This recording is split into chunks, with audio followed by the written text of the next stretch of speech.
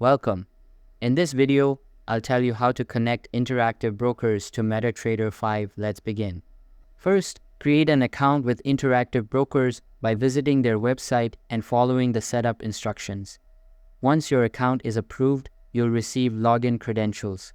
Next, download and install the Trader Workstation or TWWS from the Interactive Brokers website. After installation, log in using your credentials. Now, download and install the IB Gateway software. This acts as a bridge between TWWS and MetaTrader. Open IB Gateway, enter your login details, go to the Configure menu, and access the API tab. Enable ActiveX and socket clients. Set the socket port to 4002 and the client ID to 1.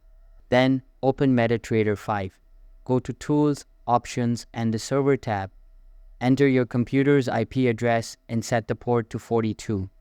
In the Expert Advisor tab, allow DLL inputs. Finally, connect MetaTrader to your Interactive Brokers account by logging in.